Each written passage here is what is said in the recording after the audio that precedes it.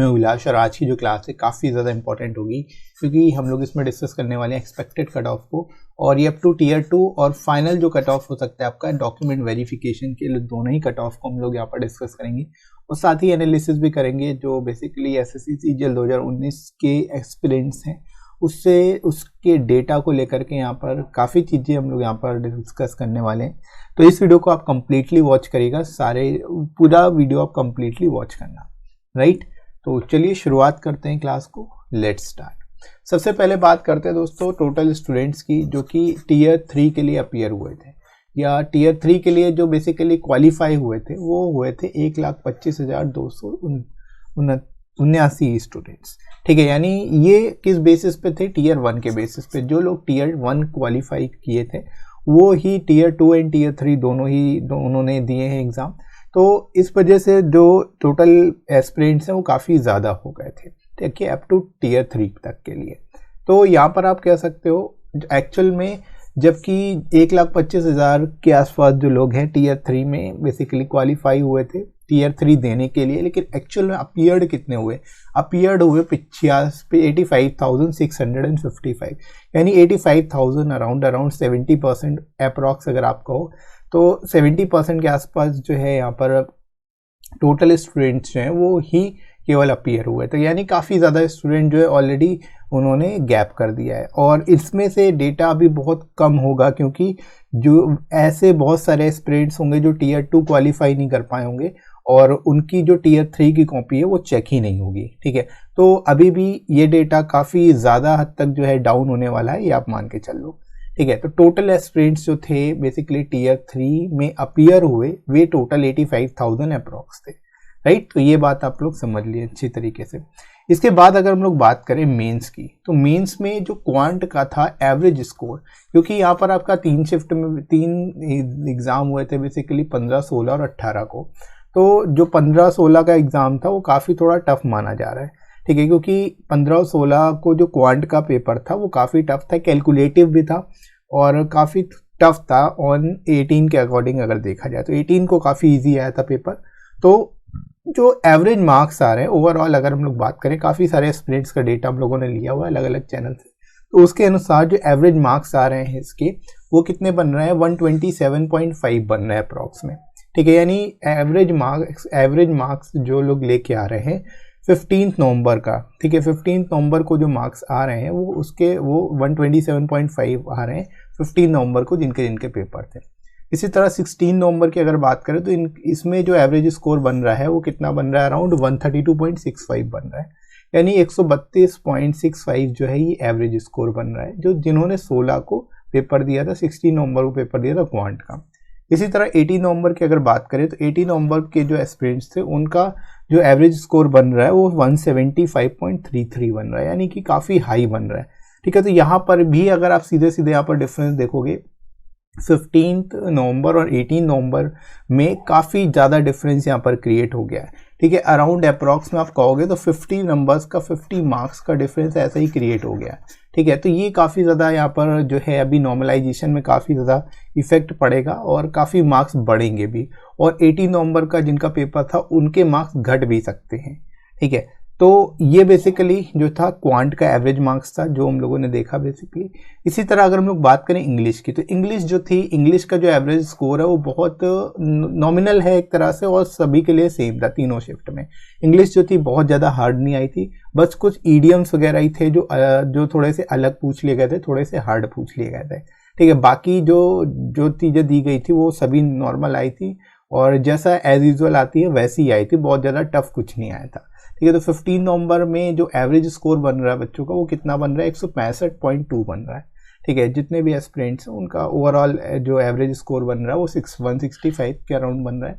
16 नवंबर को जिन्होंने पेपर दिया उनका 167.65 एवरेज स्कोर बन रहा है और 18 नवंबर को जिन्होंने पेपर दिया उनका एवरेज स्कोर जो है 159.33 बन रहा है।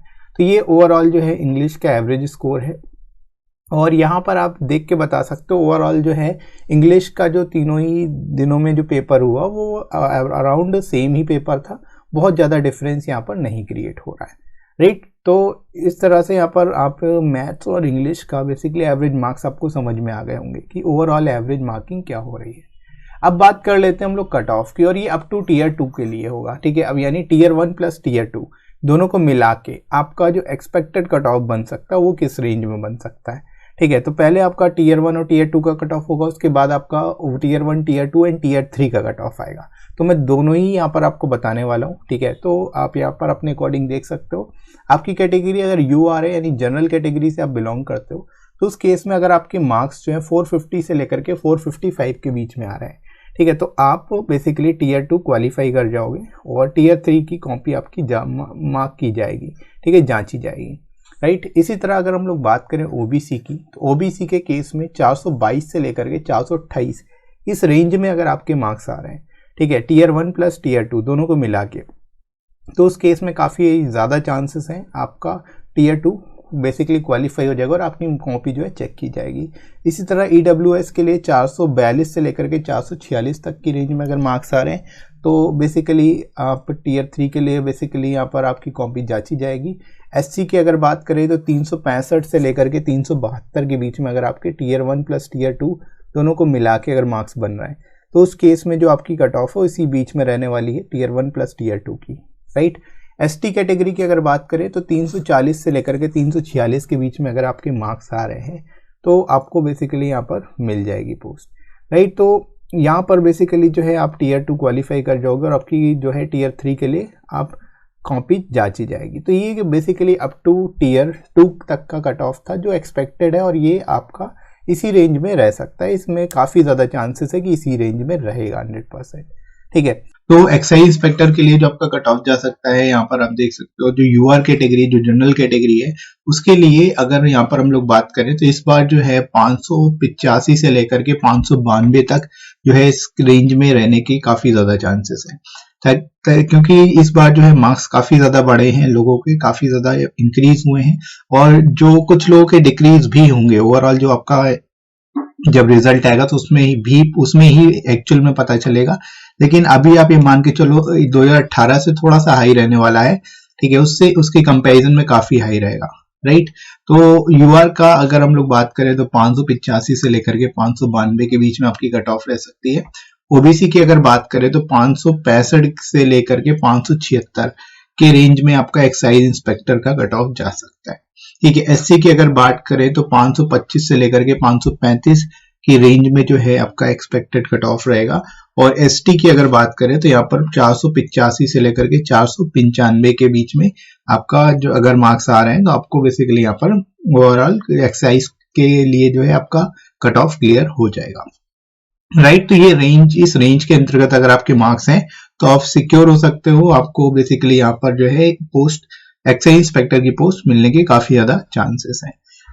तो दोस्तों सबसे पहले यहाँ पर बात करते हैं UR कैटेगरी के लिए, और ये फाइनल एक्सपेक्टेड कट ऑफ होगा आपका टैक्स असिस्टेंट की पोस्ट के लिए, ठीक है। अगर आप टैक्स असिस्टेंट की पोस्ट के लिए अगर बेसिकली आपको कितने मिनिमम मार्क्स चाहिए होंगे, ठीक है। UR कैटेगरी की, जनरल कैटेगरी की अगर बात करें तो अगर आपके मार्क्स 545 से 558 के बीच में है तो आपको टैक्स असिस्टेंट की पोस्ट मिल सकती है, ठीक है। मिनिमम जो है 545 से 558 के बीच में अगर आपके कट ऑफ बेसिकली मार्क्स आ रहे हैं, तो उस केस में जनरल या UR के लिए आपका यहाँ पर बेसिकली कट ऑफ क्लियर हो जाएगी। OBC की अगर बात करें तो 535 से लेकर के 542 के बीच में अगर आपके मार्क्स आ रहे हैं तो OBC कैटेगरी से आपकी कट ऑफ क्लियर हो जाएगी। बेसिकली TA के लिए बेसिकली इतनी कट ऑफ जा सकती है। SC कैटेगरी की अगर बात करें तो 480 से लेकर के 485 के बीच में अगर आपके मार्क्स हैं तो उस केस में टैक्स असिस्टेंट की पोस्ट आपको मिल सकती है, राइट। और ST की अगर बात करें तो 455 से लेकर के 465 के बीच में अगर आपके मार्क्स हैं तो ST के लिए आपको पोस्ट मिल सकती है, ठीक है। तो ये आपका एक्सपेक्टेड फाइनल कट ऑफ है टैक्स असिस्टेंट की पोस्ट के लिए। मिनिमम जो है आपका इतना अगर आपके मार्क्स आ रहे हैं तो आपको एटलीस्ट कोई ना कोई पोस्ट जरूर मिल जाएगी, राइट। तो टैक्स असिस्टेंट की पोस्ट मिलने के काफ़ी ज़्यादा चांसेस है इस कट ऑफ पर, इस राइट। तो आप अपने हिसाब से यहाँ पर देख सकते हो, और आई होप आप लोगों का कन्फ्यूज़न क्लियर हो गया होगा। जो लास्ट वीडियो था उसमें मैंने आपको टीयर 4 जो आपकी 4 लिस्ट आती है उसके अनुसार जो एक्सपेक्टेड कट ऑफ होता है वो बताया था, वो फाइनल कट ऑफ नहीं था वो, ठीक है। इस वीडियो में ये जो कट ऑफ मैं बता रहा हूँ ये आपका फाइनल कट ऑफ होगा जो बेसिकली टैक्स असिस्टेंट की पोस्ट के लिए होगा, राइट। तो यहाँ तक आई होप आपको बात समझ में आ गई होगी, बढ़िया तरीके से क्लियर हो गया होगा।